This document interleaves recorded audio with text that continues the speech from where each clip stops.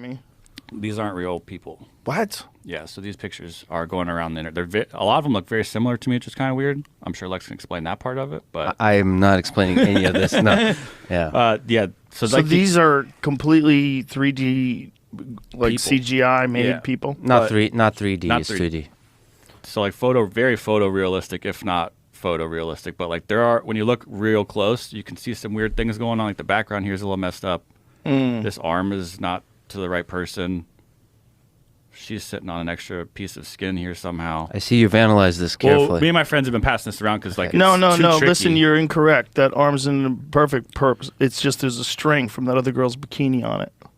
The analysis continues. I'm just saying. So Is that what it is? I don't Enhance, think can you so. zoom in? Just, Is that a string? No, I think you're right. I think it's a fold. Zoom in on that spot. For people just listening. Oh, we're- yeah. we're- Okay. Yeah, we're- it's nonsense. We're looking at. The hand goes the wrong way. Oh, that's wild. There's already apparently the OnlyFans accounts that are being taken over and being tricked by guys running them. Of course. And it's just these kind of fake girls that aren't real people and look What? real. These are all fake? Yeah. Like look at even that's not a real door kind of to begin with. Wow. The hands or the fingers here are a little off. That's insane. And so this is right now just still images, and eventually it'll be film. Eventually it'll be unrecognizable. You won't be able to discern whether or not Well, it's an actual person. I mean, in terms of obviously much of human civilization is driven by sex. I mean, there was a time we didn't have easily accessible porn, Right. and that changed a lot. I mean, Yeah. I don't think we've actually quite caught up to how much it's changed the nature of human civilization. Just porn, easily accessible porn. Yeah, I talk about it on stage right now. It's very weird. It's very weird for kids. If you really think about what's happening with kids, like any kid that has a smartphone, people just leave you give your kid a phone, just leave them alone. Like they just go to school, they go to their friend's house. They have that phone independently of you. They could look at whatever the fuck they want. Some of this shit that I see just on Instagram, I don't know how these guys are doing it. And I don't know how it's getting recommended in my feed, but it's like videos of people getting murdered. You know, see a lot of those? Simulated porn. I haven't seen Strange that. stuff. I am. You and I have different algorithms, We you definitely fucking have. creep. But then someone gets taken down for something that's like they call it porn and it's not porn or something. Like, well, do you guys not see what else is on this I mean, platform? I think, that what's going on is that they're managing at scale. And I think it's virtually impossible to stop all that stuff from coming in. And people that have individual situations where people get banned, I mean, I don't know why they're getting banned. Are they getting banned because of an algorithm? Are they getting banned because they post misinformation? Or what are they getting banned for?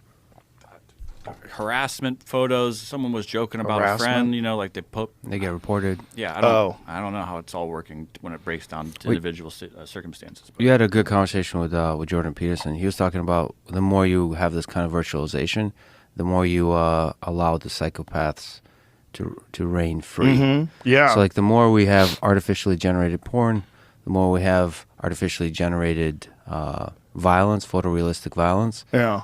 The more you make it normal for you to be basically a psychopath in the digital space, and enable that and make that okay, and then you forget what it's like to actually be a good human being. And then also part of the problem may be that we may very well be looking at a world, whether it's 10 years from now, 20 years from now, whatever it is, where these children that have grown up in this environment now have a completely different way of looking at people and the world because of all these interactions they have.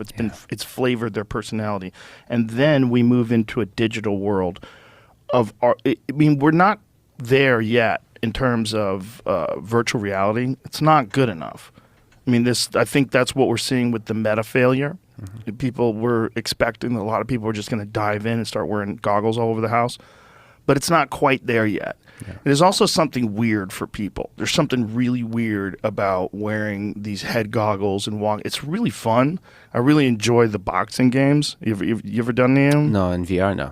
They're great. You get a workout. You legitimately get a workout because you're actually sparring against like a computer character. It's throwing punches at you. You're moving your head. And so you have these things on your hands and, you get tired. It's good. It feels realistic.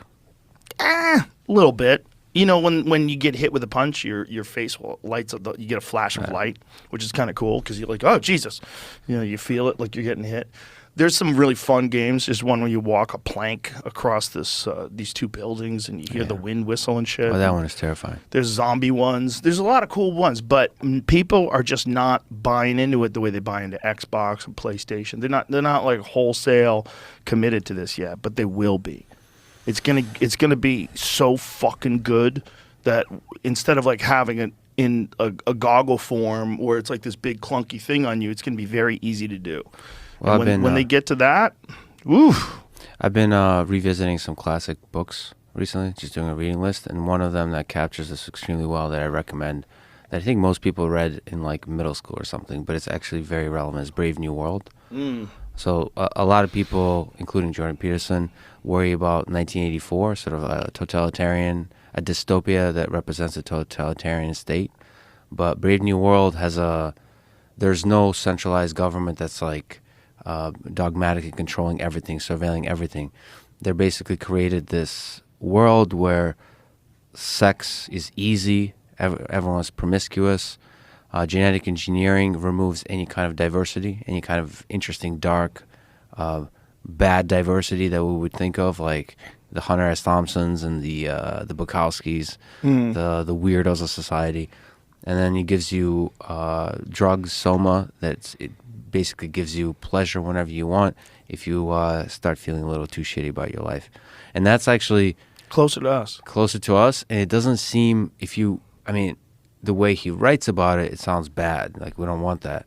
But then you're like, you start to ask a question like, well, at which point would we realize it's bad? Because it's constantly, obviously we should do genetic engineering to remove any kind of like maladies that we have, any kind of diseases. It's like everything is an obvious step forward, but then the place you end up at, just like with sex, like, is it good to have artificial images of as many as you want, as much porn as you want, as much sex as you want? Is that good? As much awesome stuff as you want?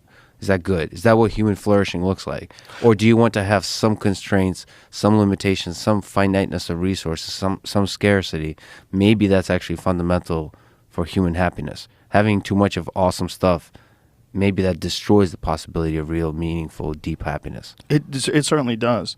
But I think the question really becomes, are we going to stay people? Because I don't think we are. I think we're moving in that general direction anyway. I think that probably is why we have this, it's almost inevitable if you have this addiction to cell phone issue, because everybody has that.